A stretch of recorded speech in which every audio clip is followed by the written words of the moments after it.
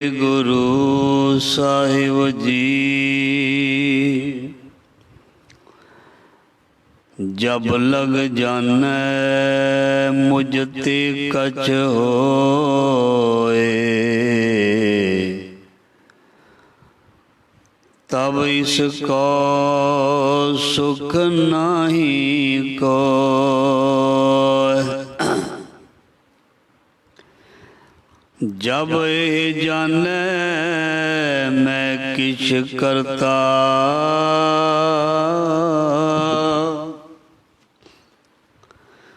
तब लग गर्भ जौन में फिरता।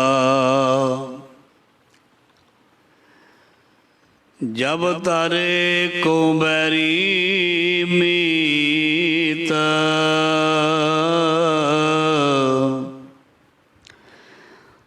तब लग निश्चल नहीं चीत।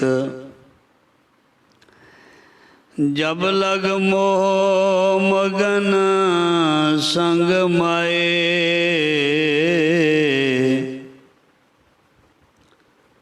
तब लग धर्म राय दे सजाए।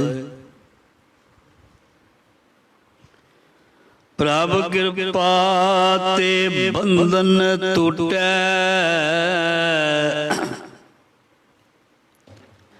गुर प्रसाद नानक हौ छूटै।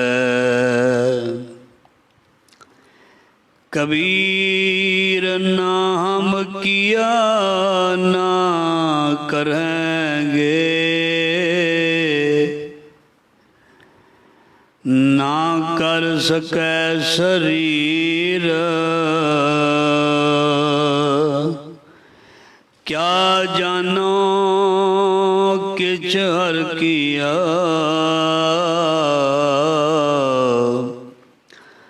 पयो कबीर कबीर।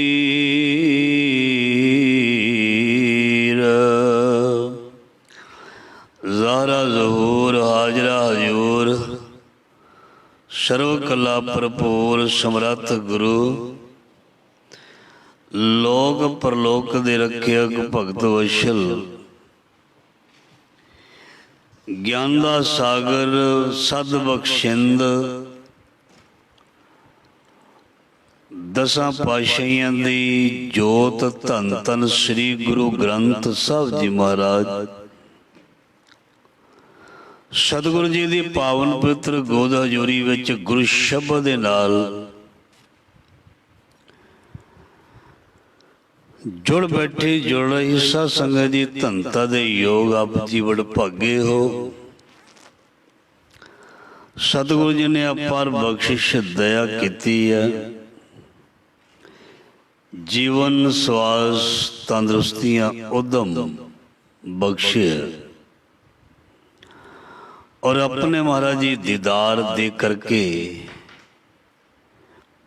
निहाल कर रहे हैं।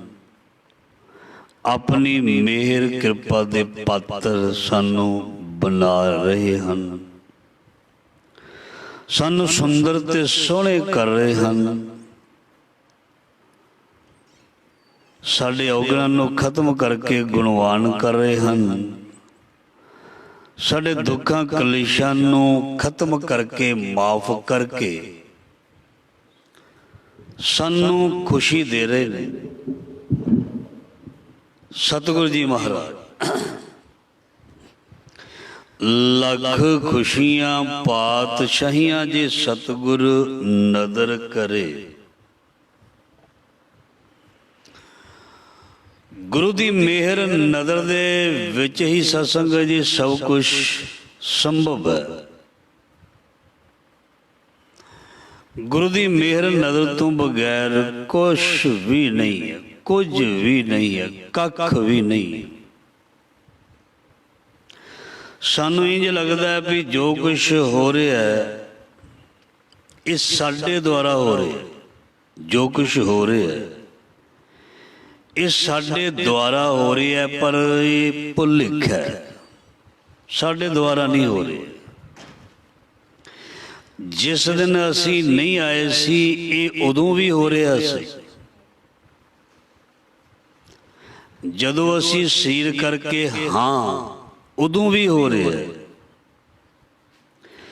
ਜਦੋਂ ਅਸੀਂ ਸਰੀਰ ਕਰਕੇ ਚਲੇ ਜਾਵਾਂਗੇ ਉਦੋਂ ਵੀ ਹੁੰਦਾ ਰਹਿਣਾ। ਮਤਲਬ ਸੰਸਾਰ ਚੱਲਦਾ ਰਹਿਣਾ, ਕਿਉਂਕਿ ਸੰਸਾਰ ਨੂੰ ਅਸੀਂ ਨਹੀਂ ਚਲਾਉਂਦੇ, ਇਸ ਕਰਕੇ ਚੱਲਦਾ ਰਹਿਣਾ। ਪਰ ਜਿਉਂਦੇ ਜੀ ਸਾਨੂੰ ਭੁਲੇਖਾ ਲੱਗਦਾ ਵੀ ਸੰਸਾਰ ਨੂੰ ਅਸੀਂ ਚਲਾਉਂਦੇ ਹਾਂ, ਪਰਿਵਾਰ ਨੂੰ ਅਸੀਂ ਚਲਾਉਂਦੇ ਹਾਂ, ਦੇਸ਼ ਨੂੰ ਅਸੀਂ ਚਲਾਉਂਦੇ ਹਾਂ, ਘਰ ਨੂੰ ਅਸੀਂ ਚਲਾਉਂਦੇ ਹਾਂ, ਵੀ ਆਹ ਚੀਜ਼ ਨੂੰ ਅਸੀਂ ਕਰਦੇ ਹਾਂ।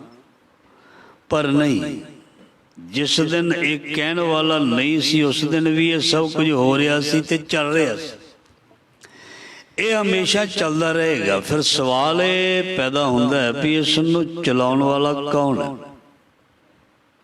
ਜਿਸ ਨੇ ਇਸ ਨੂੰ ਪੈਦਾ ਕੀਤਾ।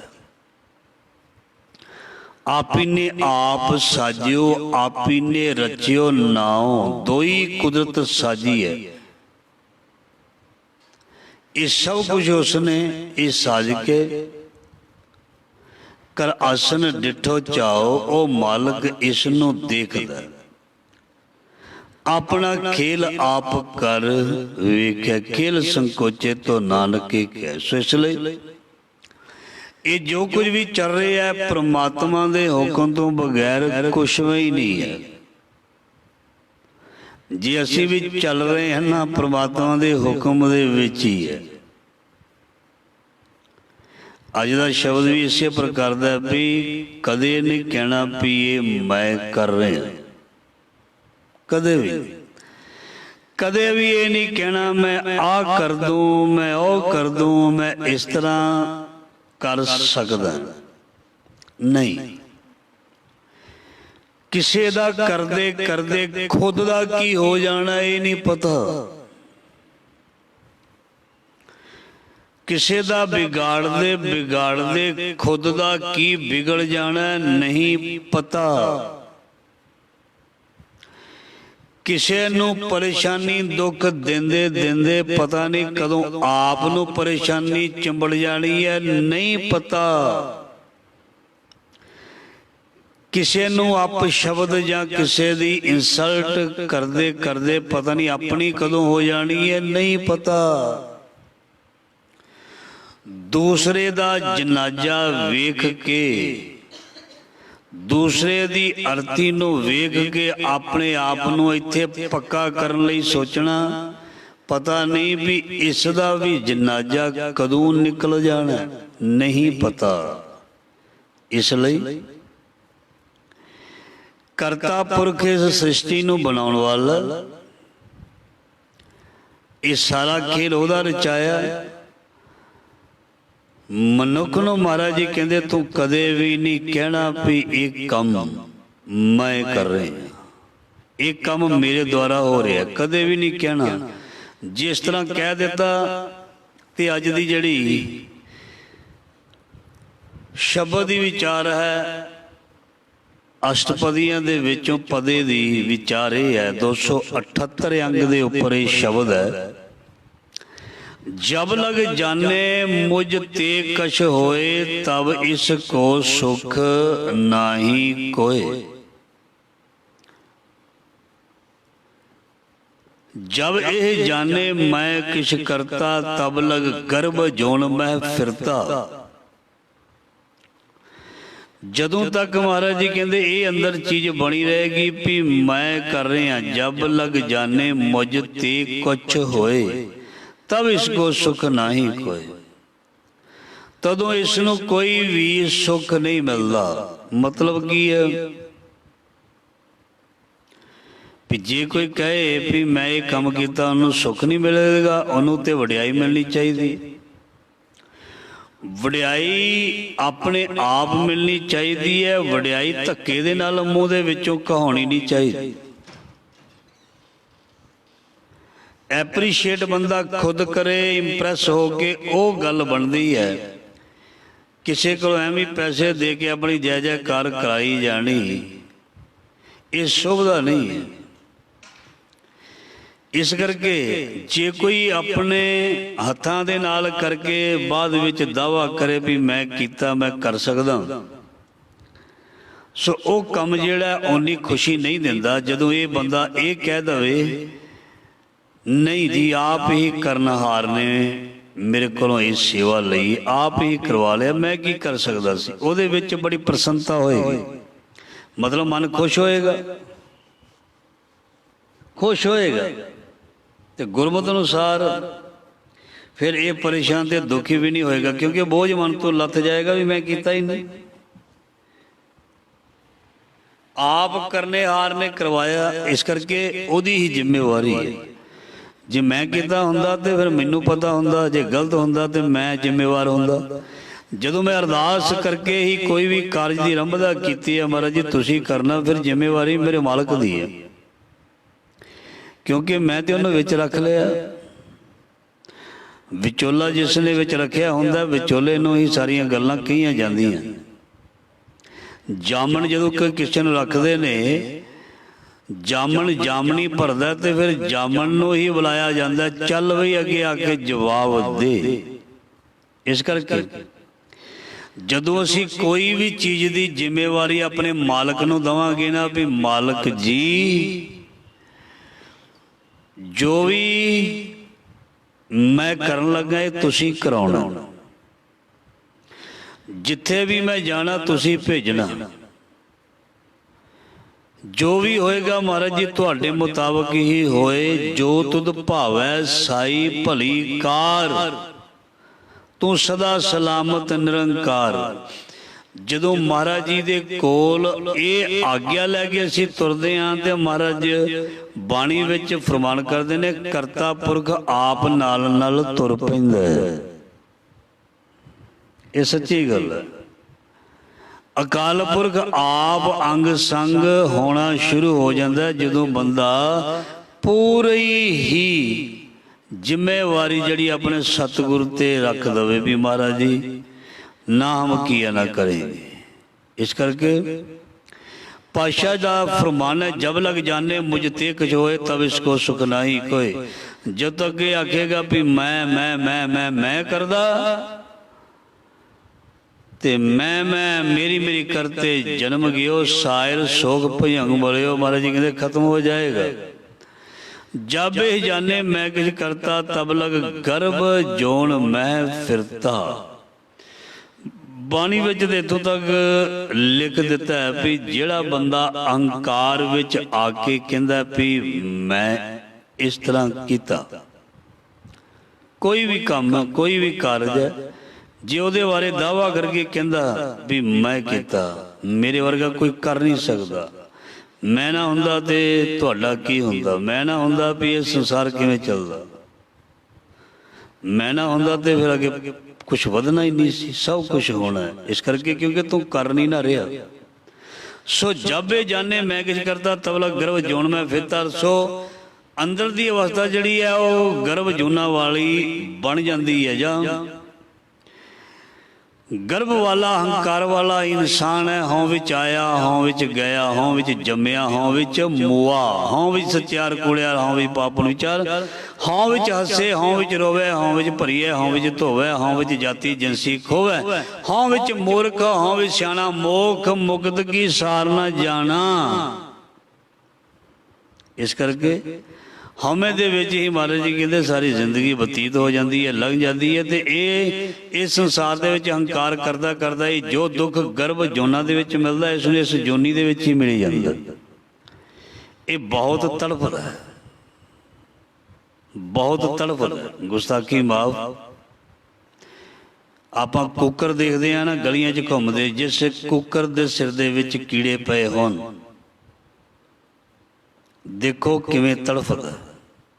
ਜਿਹੜੀ ਮੱਛੀ ਜਲ ਤੋਂ ਬਾਹਰ ਡਿੱਗੀ ਹੋਵੇ ਕਿਸੇ ਵੀ ਤਰੀਕੇ ਦੇ ਨਾਲ, ਵੇਖੋ ਕਿਵੇਂ ਤੜਫਦੀ ਹੈ।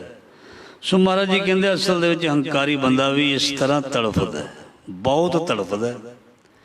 ਜਦੋਂ ਹੰਕਾਰੀ ਬੰਦੇ ਨੂੰ ਕਿਧਰੋਂ ਵਡਿਆਈ ਨਹੀਂ ਮਿਲਦੀ, ਉਹ ਤੇ ਸਿਰ ਪਾੜਨ ਨੂੰ ਅੱਗੇ ਆ ਜਾਂਦਾ। ਉਹ ਤੇ ਦੂਸਰੇ ਨੂੰ ਮਾਰਨ ਤੱਕ ਜਾਂਦਾ। ਤੂੰ ਮੈਨੂੰ ਵਡਿਆਈ ਨਹੀਂ ਦਿੱਤੀ, ਮੈਨੂੰ ਮੰਨਿਆ ਨਹੀਂ, ਮੈਨੂੰ ਮੋਹਰੇ ਨਹੀਂ ਕੀਤਾ, ਮੈਨੂੰ ਪਿੱਛੇ ਕਰ ਦਿੱਤਾ, ਮੈਨੂੰ ਦੂਜੇ ਨੰਬਰ 'ਤੇ ਕਰ ਦਿੱਤਾ, ਮੇਰਾ ਤੇ ਹੱਕ ਪਹਿਲਾਂ ਬਣਦਾ ਸੀ, ਮੈਨੂੰ ਬਾਅਦ ਵਿੱਚ ਦਿੱਤਾ। ਇੱਦਾਂ ਦੀਆਂ ਗੱਲਾਂ ਮਹਾਰਾਜ ਜੀ ਕਹਿੰਦੇ ਫਿਰ ਉਹ ਜਿਹੜਾ ਤੜਫਣਾ ਇੱਕ ਜੂਨਾਂ ਦਾ ਅਹਿਸਾਸ ਹੈ। ਜਿਵੇਂ ਜੂਨਾਂ ਦੇ ਵਿੱਚ ਕੋਈ ਤੜਫਦਾ ਹੈ, ਇਸੇ ਤਰ੍ਹਾਂ ਅਹੰਕਾਰ ਦੇ ਵਿੱਚ ਵੀ ਮਨੁੱਖ ਜਿਹੜਾ ਹੈ ਉਹ ਬਹੁਤ ਜ਼ਿਆਦਾ ਤੜਫਦਾ ਹੈ। ਜਬ ਜਾਨੇ ਮੈਂ ਕਿਛ ਕਰਤਾ ਤਬਲਾ ਗਰਭ ਜੋਨ ਮੈਂ ਫਿਰਤਾ, ਜਬ ਧਾਰੇ ਕੋ ਬੈਰੀ ਮੀਤ ਤਬ ਲਗ ਨੇਚਰ ਨਾਹੀ ਚੀਤ।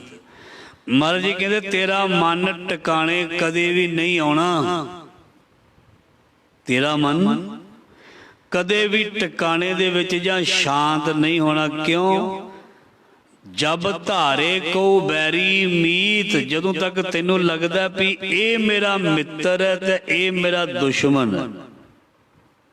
ਜਬ ਧਾਰੇ ਕੋ ਬੈਰੀ ਮੀਤ, ਕਈਆਂ ਨੂੰ ਬੈਰੀ ਬਣਾਇਆ ਹੋਇਆ ਤੇ ਕਈਆਂ ਨੂੰ ਮਿੱਤਰ ਬਣਾਇਆ ਹੋਇਆ। ਮਿੱਤਰ ਤੇ ਚਲੋ ਸੁੱਖ ਦੇਣਗੇ ਤੇ ਬੈਰੀ ਕੀ ਕਰਨਗੇ? ਸਾਡੀ ਸ਼ਾਂਤੀ ਭੰਗ ਕਰਨਗੇ ਬੈਰੀ। ਜਦੋਂ ਕਿਸੇ ਨਾਲ ਬੰਦਾ ਵੈਰ ਕਮਾਉਂਦਾ ਕਿ ਉਹਨੂੰ ਚੈਨ ਆਉਂਦਾ? ਜਦੋਂ ਬੰਦਾ ਵੈਰੀ ਦੇ ਨਾਲ ਲੜ ਕੇ ਆਉਂਦਾ, ਸਾਰੇ ਟੱਬਰ ਨੂੰ ਵਕਤ ਪਾ ਦਿੰਦਾ ਕਿ ਚੈਨ ਆਉਂਦਾ, ਸਾਰੇ ਪਰੇਸ਼ਾਨ ਅੱਗੇ ਪਿੱਛੇ ਘੁੰਮਦੇ, ਕੀ ਹੋ ਗਿਆ, ਕੀ ਹੋ ਗਿਆ, ਕੀ ਹੋ ਗਿਆ। ਮਤਲਬ ਮਹਾਰਾਜ ਜੀ ਕਹਿੰਦੇ ਵੈਰ ਨੂੰ ਮਿਟਾ, ਵਿਰੋਧ ਨੂੰ ਮਿਟਾ। ਜਦੋਂ ਤੱਕ ਵੈਰ ਵਿਰੋਧ ਨਾ ਮਿਟਾਵੇਂਗਾ, ਇਹ ਮੇਰਾ, ਇਹ ਬਗਾਨਾ, ਇਹ ਮੇਰੇ ਨਜ਼ਦੀਕ, ਇਹ ਮੇਰੇ ਦੂਰ, ਇਹ ਮੇਰੀ ਜਾਤ ਦਾ, ਇਹ ਮੇਰੀ ਬਰਾਦਰੀ ਦਾ, ਇਹ ਮੇਰੀ ਕੌਮ ਦਾ, ਇਹ ਮੇਰੇ ਧਰਮ ਦਾ, ਇਹ ਦੂਜੇ ਧਰਮ ਦਾ, ਇਹ ਸਿੱਖ ਹੈ, ਇਹ ਮੁੰਨ ਹੈ, ਇਹ ਹਿੰਦੂ ਹੈ, ਇਹ ਈਸਾਈ ਹੈ, ਇਹਦਾ ਮੇਰੇ ਨਾਲ ਸੰਬੰਧ ਨਹੀਂ, ਮੇਰਾ ਮੇਰਿਆਂ ਨਾਲ ਸੰਬੰਧ।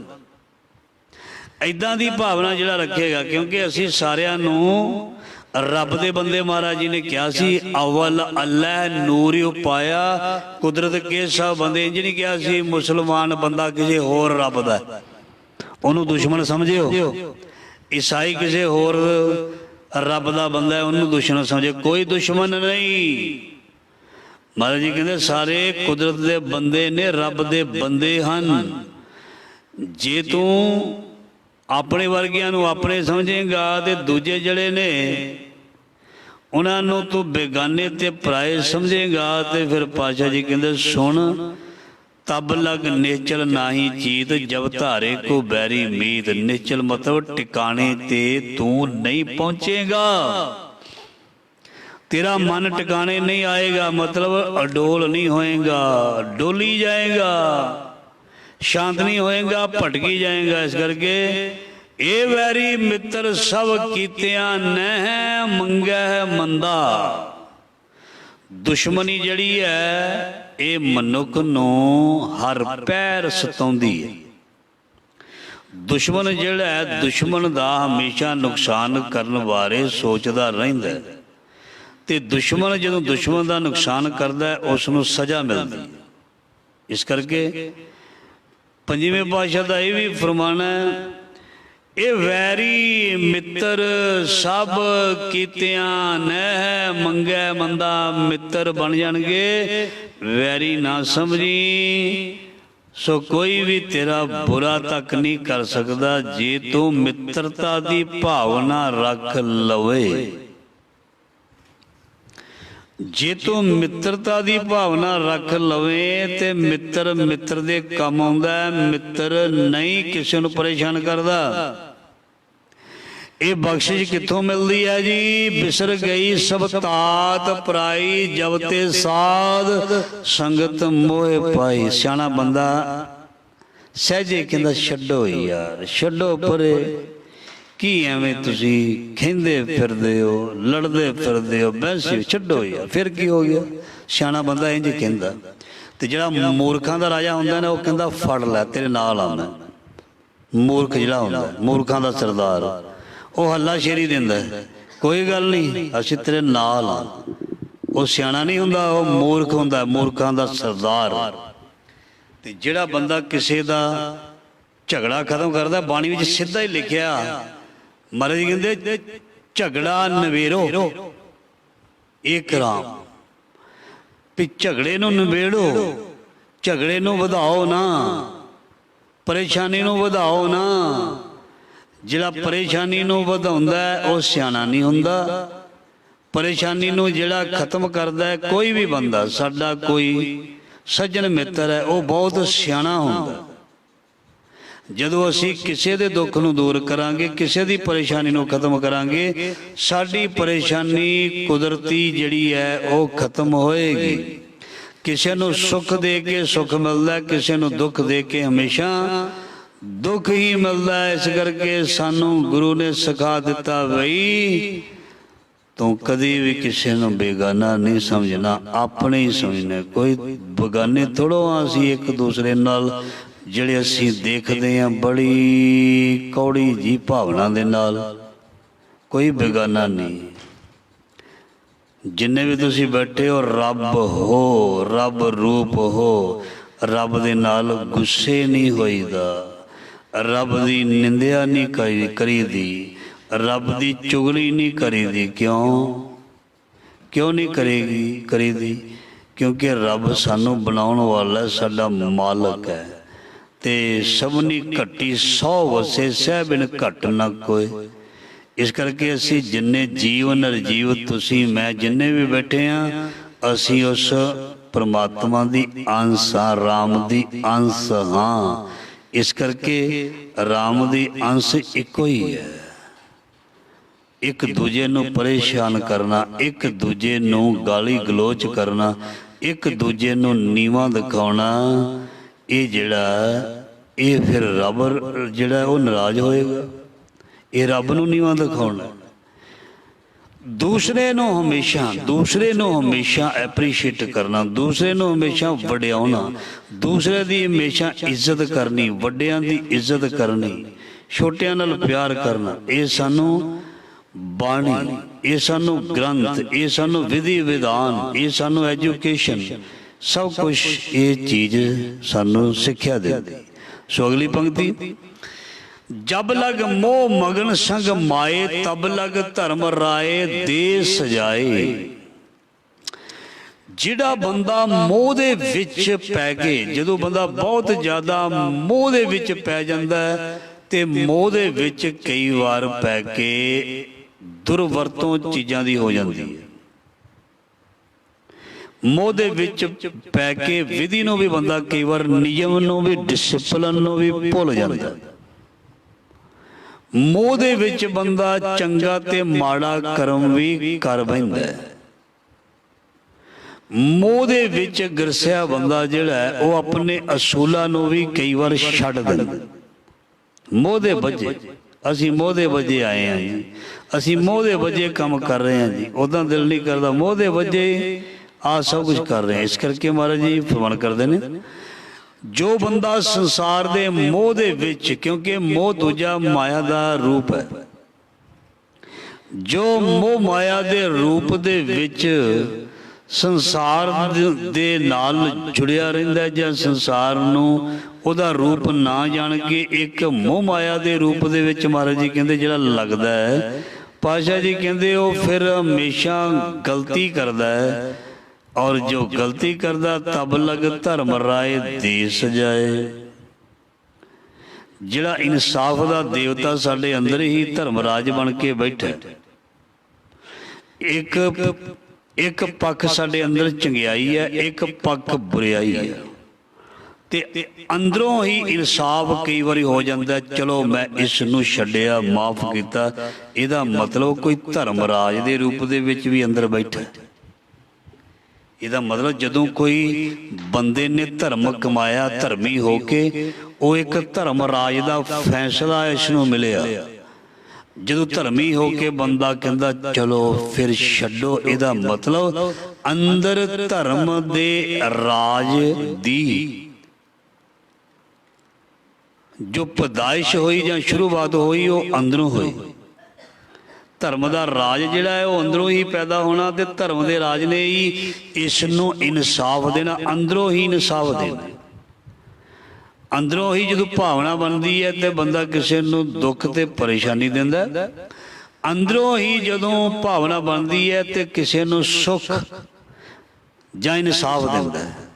ਇਹਦਾ ਮਤਲਬ ਜਿਸ ਨੂੰ ਧਰਮਰਾਜ ਕਹਿੰਦੇ ਹਨ ਉਹ ਅੰਦਰ ਵੀ ਇੱਕ ਭਾਵਨਾ ਦੇ ਰੂਪ ਦੇ ਵਿੱਚ, ਇੱਕ ਬਿਰਤੀ ਦੇ ਰੂਪ ਦੇ ਵਿੱਚ ਵਸਿਆ ਹੋਇਆ, ਤੇ ਉਹ ਜਦੋਂ ਪ੍ਰਗਟ ਹੁੰਦਾ ਤੇ ਬੰਦਾ ਭਲਾ ਕੰਮ ਕਰਦਾ। ਤੇ ਜਦੋਂ ਉਹ ਧਰਮ ਨੂੰ ਛੁਪਾ ਕੇ ਰੱਖਦਾ ਤੇ ਮਹਾਰਾਜ ਜੀ ਕਹਿੰਦੇ ਮੋਹ ਦਾ ਵੱਜਾ ਹੋਇਆ ਜਬ ਲਗ ਮੋਹ ਮਗਨ ਸੰਗ ਮਾਏ ਤਬ ਲਗ ਧਰਮ ਰਾਏ ਦੇਸ ਜਾਏ। ਫਿਰ ਇਸ ਨੂੰ ਆਪਣੇ ਕੀਤੇ ਹੋਏ ਦਾ ਹੀ ਜਿਹੜਾ ਹੈ ਉਹ ਦੰਡ ਮਿਲ ਜਾਂਦਾ, ਮਤਲਬ ਸਜ਼ਾ ਮਿਲ ਜਾਂਦੀ ਹੈ। ਪ੍ਰਭ ਕਿਰਪਾ ਤੇ ਬੰਧਨ ਟੂਟੈ ਗੁਰ ਪ੍ਰਸਾਦ ਨਾਨਕ ਹਉ ਛੂਟੈ। ਜਿੰਨੇ ਵੀ ਸੰਸਾਰ ਦੇ ਸਾਨੂੰ ਬੰਧਨ ਪਏ ਹੋਏ ਨੇ, ਬੰਧਨਾਂ ਦਾ ਮਤਲਬ ਵੈਸੇ ਜੰਜੀਰਾਂ ਹੁੰਦੀਆਂ ਨੇ,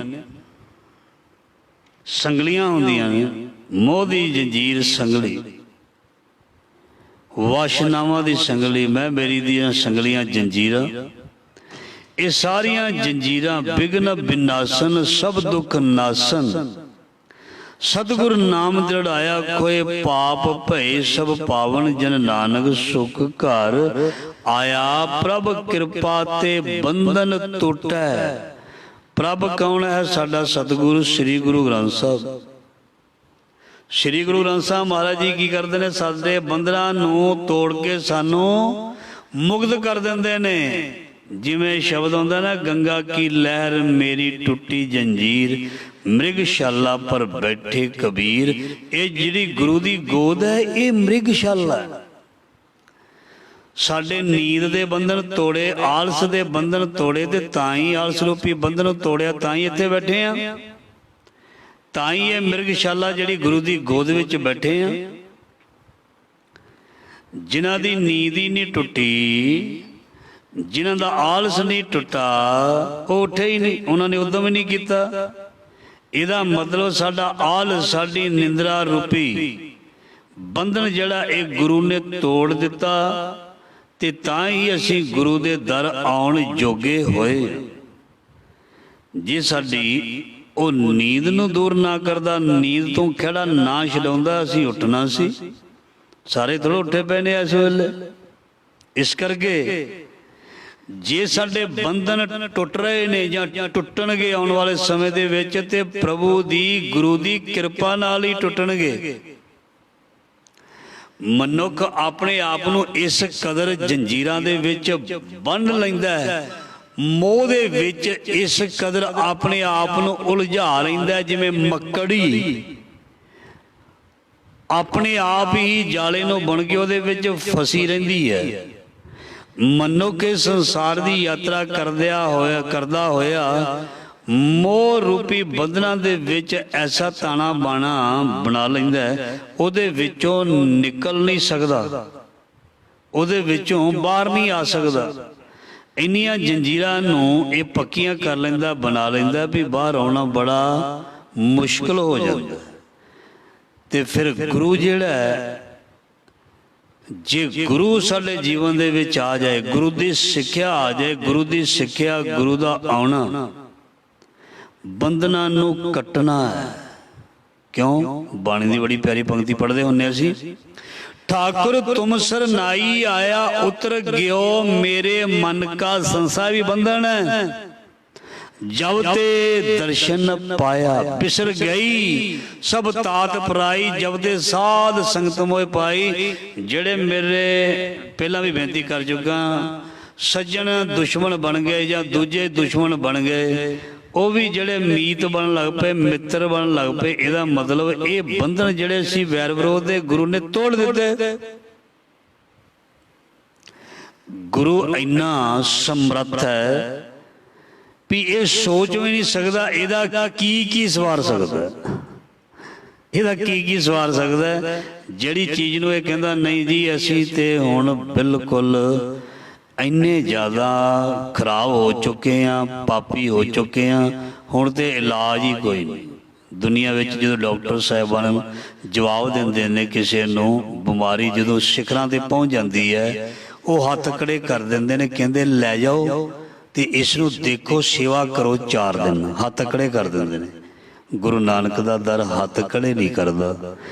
ਜੋ ਸ਼ਰਨਾਵੈ ਤਿਸ ਕੰਠ ਲਾਵੈ, ਇਹ ਬਿਰਧ ਸੁਆਮੀ ਸੰਦਾ। ਗੁਰੂ ਜੀ ਪਾਤਸ਼ਾਹ ਤੇ ਬੈਠੇ ਹੀ ਹਨ, ਜਿਹੜਾ ਕਿਸੇ ਪਾਸਿਓਂ ਵੀ ਖੈਰ ਨਹੀਂ ਜਿਸ ਨੂੰ ਮਿਲਦੀ, ਉਸ ਨੂੰ ਖੈਰ ਦੇਣ ਦੇ ਲਈ ਹੀ ਬੈਠੇ ਹਨ। ਜਿਸ ਦਾ ਕਾਰਜ ਕਿਧਰੋਂ ਵੀ ਨਹੀਂ ਸੰਵਰਦਾ, ਉਸ ਦਾ ਕਾਰਜ ਸਵਾਰਨ ਲਈ ਬੈਠੇ ਹਨ। ਕਿਉਂਕਿ ਸਮਰੱਥ ਗੁਰੂ ਹੈ, ਸਮਰੱਥ ਗੁਰੂ ਸਿਰ ਹੱਥ ਧਰਿਓ, ਮੇਰਾ ਬੈਦ ਗੁਰੂ ਗੋਬਿੰਦਾ। ਹਰ ਹਰ ਨਾਮ ਔਖਦ ਮੁਖ ਦੇਵੈ, ਕਾਟੇ ਜਮ ਕੀ ਫੰਦਾ। ਦੁਨੀਆ ਦੇ ਵੈਦਾਂ ਨਾਲੋਂ ਉੱਪਰ, ਦੁਨੀਆ ਦੇ ਹਕੀਮਾਂ ਡਾਕਟਰਾਂ ਨਾਲੋਂ ਉੱਪਰ, ਦੁਨੀਆ ਦੇ ਪਾਵਰਫੁੱਲ ਲੋਕਾਂ ਨਾਲੋਂ ਸਭ ਤੋਂ ਸੁਪਰੀਮ ਪਾਵਰ ਉਹ ਕਰਤੇ ਪੁਰਖ ਦੀ ਹੈ। ਇਸ ਕਰਕੇ ਜਦੋਂ ਕਰਤਾ ਪੁਰਖ ਤੇਰੇ ਤੇ ਮਿਹਰ ਕਰੇਗਾ, ਤੇਰੇ ਹਰ ਪ੍ਰਕਾਰ ਦੇ ਬੰਧਨ ਜਿਹੜੇ ਤੂੰ ਸੋਚੇ ਵੀ ਨਹੀਂ ਹੋਣਗੇ ਵੀ ਇਹ ਕੱਟੇ ਜਾ ਸਕਦੇ ਸੀ, ਮੈਂ ਤਰ ਸਕਦਾ ਸੀ, ਇੱਥੇ ਉਹ ਤਰ ਗਏ ਜਿਹੜੇ ਕਦੀ ਵੀ ਸੋਚ ਨਹੀਂ ਸਕਦੇ ਅਸੀਂ ਤਰਾਂਗੇ। ਇੰਨੇ ਭੈੜੇ ਜੀਵਨ ਵਾਲੇ। ਸੋ ਇਸ ਕਰਕੇ ਇਹ ਹੀ ਖਾਸੀਅਤ ਹੈ ਗੁਰੂ ਦੀ, ਪ੍ਰਭੂ ਦੀ, ਵੀ ਉਹ ਉਹਨਾਂ ਨੂੰ ਤਾਰਦਾ ਜਿਹੜੇ ਕਦੇ ਤਰ ਨਹੀਂ ਸਕਦੇ, ਉਹਨਾਂ ਦਾ ਭਲਾ ਕਰਦਾ। ਜਿਨ੍ਹਾਂ ਦਾ ਕਦੀ ਕਿਸੇ ਨੇ ਭਲਾ ਹੀ ਨਹੀਂ ਕੀਤਾ, ਉਹਨਾਂ ਨੂੰ ਉਭਾਰਦਾ। ਜਿਨ੍ਹਾਂ ਵੱਲ ਕਦੀ ਕਿਸੇ ਨੇ ਵੇਖਿਆ ਹੀ ਨਹੀਂ ਵੀ ਇਸ ਦੇ ਬਾਰੇ ਕੁਝ ਸੋਚਿਆ ਜਾਏ, ਸੋ ਗੁਰੂ ਉਹਦੇ ਬਾਰੇ ਸੋਚਦਾ। ਇਸ ਕਰਕੇ ਜੇ ਤੂੰ ਮੇਰਾ ਹੋਏ ਰਹੇ ਸਭ ਜਗ ਤੇਰਾ ਹੋਏ, ਪ੍ਰਭ ਕਿਰਪਾ ਤੇ ਬੰਧਨ ਟੁੱਟੇ, ਗੁਰ ਪ੍ਰਸਾਦ ਨਾਨਕ ਹਉ ਛੁਟੇ। ਸੋ ਗੁਰੂ ਦੀ ਕਿਰਪਾ ਦੇ ਨਾਲ ਮਨੁੱਖ ਦੇ ਅੰਦਰੋਂ ਹਉਮੈ ਦਾ ਕੰਡਾ ਜਿਹੜਾ ਨਿਕਲ ਸਕਦਾ ਜਾਂ ਨਿਕਲ ਜਾਏਗਾ। ਜੇ ਹਉਮੈ ਦਾ ਕੰਡਾ ਅੰਦਰ ਲੱਗਾ ਰਿਹਾ, ਇਸ ਨੇ ਜ਼ਖਮ ਬਣ ਜਾਣਾ, ਤੇ ਜ਼ਖਮ ਪੈਰ ਤੇ ਹੋਵੇ ਤੇ ਬੰਦੇ ਦੀ ਚਾਲ ਵਿਗੜ ਜਾਂਦੀ ਹੈ। ਕਿਉਂਕਿ ਜਿਉਂ ਜਿਉਂ ਚਲੈ ਚੁਭੈ ਦੁੱਖ ਪਾਵੈ, ਜਮਕਾਲ ਸਹਿ ਸਿਰ ਡੰਡਾ ਹੈ। ਇਸ ਕਰਕੇ ਇਹ ਹਉਮੈ ਦਾ ਕੰਡਾ ਇਸ ਦੀ ਇਸ ਕਦਰ ਪ੍ਰਕਾਰ ਚੁਭਦਾ ਵੀ ਇਸ ਕੋਲੋਂ ਫਿਰ ਤੁਰਿਆ ਨਹੀਂ ਜਾਂਦਾ। ਇਸ ਦੀ ਚਾਲ ਢਾਲ ਜਿਹੜੀ ਹੈ ਉਹ ਵਿਗੜ ਜਾਂਦੀ ਹੈ, ਤੇ ਫਿਰ ਜਿਸ ਦੀ ਚਾਲ ਵਿਗੜ ਗਈ ਤੇ ਉਹਦੀ ਜਿਹੜੀ ਮੰਜ਼ਿਲ ਹੈ ਉਹ ਦੂਰ ਹੋ ਜਾਣੀ। ਕਿਉਂਕਿ ਪੈਂਡਾ ਰਸਤਾ ਤੈਅ ਨਹੀਂ ਹੋਣਾ, ਅਸੀਂ ਪੈਰਾਂ ਦੇ ਨਾਲ ਹੀ ਚੱਲ ਕੇ ਜਾਂਦੇ ਹਾਂ। ਕਈ ਵਾਰ ਸਾਡਾ ਸਰੀਰ ਠੀਕ ਨਹੀਂ ਹੁੰਦਾ ਤੇ ਅਸੀਂ ਦੂਸਰੇ ਕੋਲੋਂ ਫਿਰ ਸਹਾਇਤਾ ਮੰਗਦੇ ਹਾਂ, ਮੈਨੂੰ ਫਲਾਨੀ ਜਗ੍ਹਾ ਲੈ ਚੱਲ, ਮੇਰੇ ਕੋਲ ਤੁਰਿਆ ਵੀ ਨਹੀਂ ਜਾਂਦਾ। ਇਹਦਾ ਮਤਲਬ ਚਾਲ ਵਿਗੜ ਗਈ, ਸਰੀਰ ਠੀਕ ਨਾ ਹੋਣ ਕਰਕੇ, ਤੇ ਮੰਜ਼ਿਲ ਦੂਰ ਹੋ ਗਈ, ਮਨ ਠੀਕ ਨਾ ਹੋ ਕਰਕੇ। ਮਤਲਬ ਇਹਦੇ ਅੰਦਰ ਹਉਮੈ ਕਰਕੇ ਇਹਦੀ ਪ੍ਰਗਤੀ, ਇਹਦਾ ਵਾਧਾ, ਤਰੱਕੀ ਜੀਵਨ ਵਿੱਚ ਉਹ ਕਰਦਾ ਜਿਹੜਾ ਨੀਵਾਂ ਹੋ ਕੇ ਚੱਲਦਾ। ਧਿਆਨ ਦੇਣਾ, ਚਾਹੇ ਕੋਈ ਸੰਸਾਰ ਦੇ ਵਿੱਚ ਕੋਈ ਕਾਰੋਬਾਰ ਕਰਦਾ, ਚਾਹੇ ਕੋਈ ਗੁਰੂ ਨਾਨਕ ਦੇ ਘਰ ਨਾਲ ਪ੍ਰੇਮ ਕਰਦਾ, ਵਾਧੇ ਦੋਨਾਂ ਦੇ ਵਿੱਚ ਹੁੰਦੇ ਨੇ। ਅੰਦਰਲੇ ਕਾਰੋਬਾਰ ਵਿੱਚ ਵੀ, ਕਿਉਂਕਿ ਵਣਜ ਅੰਦਰ ਵੀ ਚੱਲਦਾ, ਵਣਜ ਬਾਹਰ ਵੀ ਚੱਲਦਾ। ਉਹ ਲੋਕ ਹਮੇਸ਼ਾ ਸਕਸੈਸ ਹੁੰਦੇ ਨੇ ਜਿਹੜੇ ਨੀਵੇਂ ਹੋ ਕੇ ਚੱਲਦੇ ਨੇ, ਜਿਹੜੇ ਬਹੁਤ ਹੀ ਪਿਆਰੇ ਢੰਗ ਦੇ ਨਾਲ ਜੀਵਨ ਬਤੀਤ ਕਰਦੇ ਨੇ, ਉਹ ਜੀਵਨ ਵਿੱਚ ਹਮੇਸ਼ਾ ਸਫਲਤਾ ਪ੍ਰਾਪਤ ਕਰਦੇ ਨੇ। ਤੇ ਜਿਹੜਾ ਦੁਕਾਨਦਾਰ ਗਾਹਕ ਨੂੰ ਪਹਿਲਾਂ ਹੀ ਪੈ ਜਾਵੇ ਔਰ ਅਪਸ਼ਬਦ ਬੋਲ ਦਵੇ, ਮੁੜ ਦੁਕਾਨਦਾਰ ਦੀ ਦੁਕਾਨ ਤੇ ਉਹ ਗਾਹਕ ਜਿਹੜਾ ਚੜ੍ਹਦਾ ਨਹੀਂ, ਉਸ ਨੂੰ ਦੇਖ ਕੇ ਹੀ ਅਗਲੇ ਦਿਨ ਅਗਾਂਹ ਚਲਿਆ ਜਾਂਦਾ। ਤੇ ਜਿਹੜਾ ਬੜੇ ਸਤਿਕਾਰ ਤੇ ਨਿਮਰਤਾ ਦੇ ਨਾਲ ਚਾਹੇ ਕੋਈ ਸੌਦਾ ਨਾ ਲਵੇ, ਉਹਨੂੰ ਵੀ ਜੀ ਕਹਿ ਕੇ ਬੁਲਾਵੇ, ਕੋਈ ਗੱਲ ਨਹੀਂ, ਲਓ ਜੀ, ਨਾ ਲਓ ਜੀ। ਕੀ ਕਹਿੰਦੇ ਦੁਕਾਨਦਾਰ? ਨਾ ਲੈਣਾ ਜੀ, ਦੇਖ ਹੀ ਲੈਣਾ, ਕੋਈ ਗੱਲ ਨਹੀਂ, ਵੇਖਣ ਦਾ ਕੋਈ ਮੁੱਲ ਨਹੀਂ। ਉਹਨਾਂ ਕੋਲ ਢੰਗ ਹੁੰਦਾ, ਉਹਨਾਂ ਕੋਲ ਤਰੀਕਾ ਹੁੰਦਾ, ਉਹ ਹਮੇਸ਼ਾ ਕੁਝ ਖੱਟ ਕੇ ਜਾਂਦੇ ਨੇ। ਤੇ ਜਿਹੜਾ ਪੈ ਜਾਂਦਾ ਗਾਹਕ ਨੂੰ, ਤੂੰ ਮੇਰਾ ਟਾਈਮ ਤੇ ਸਮਾਂ ਬਰਬਾਦ ਕੀਤਾ, ਲੈਣਾ ਦੇਣਾ ਤਾਂ ਕੁਛ ਨਹੀਂ, ਤੂੰ ਆ ਜਾਂਦੇ ਹੋ ਤੁਸੀਂ ਮੂੰਹ ਚੱਕ ਕੇ। ਜਿਹੜਾ ਇੱਦਾਂ ਦੀ ਵਰਡਿੰਗ ਬੋਲਦਾ ਉਹ ਕਿੱਥੇ ਉੱਤੇ ਹੀ ਖਲੋਤਾ ਰਹਿੰਦਾ। ਇਸ ਕਰਕੇ ਤਰੀਕਾ ਤੇ ਢੰਗ ਹੈ ਸੰਸਾਰ ਦੇ ਵਿੱਚ ਚੱਲਣ ਦਾ, ਤੇ ਨਿਰੰਕਾਰ ਦੇ ਦੇਸ਼ ਨੂੰ ਜਾਣ ਦਾ ਵੀ ਤਰੀਕਾ ਤੇ ਢੰਗ ਹੈ। ਮਹਾਰਾਜ ਜੀ ਫਰਮਾਨ ਕਰਦੇ ਆਖਰੀ ਪੰਕਤੀ ਵਿੱਚ, ਗੁਰ ਪ੍ਰਸਾਦ ਨਾਨਕ ਹਉ ਛੁਟੈ। ਅੰਦਰੋਂ ਹਉਮੈ ਦਾ ਕੰਡਾ ਨਿਕਲ ਜਾਏਗਾ ਤੇ ਤੇਰੀ ਚਾਲ ਜਿਹੜੀ ਹੈ ਉਹ ਵਧੀਆ ਹੋ ਜਾਏਗੀ। ਚਾਲ ਇਦਾਂ ਦੀ ਹੋ ਜਾਏਗੀ, ਭਗਤਾਂ ਕੀ ਚਾਲ ਨਿਰਾਲੀ, ਚਾਲਾਂ ਨਿਰਾਲੀ, ਭਗਤਾਂ ਕਿਹੜੀ ਬਿੱਕਾ ਮਾਰਗ ਚੱਲਣਾ।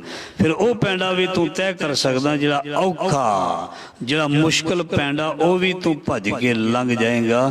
ਮਤਲਬ ਚਾਲ ਤੇ ਠੀਕ ਹੋਵੇ ਨਾ, ਢੰਗ ਤੇ ਠੀਕ ਹੋਵੇ।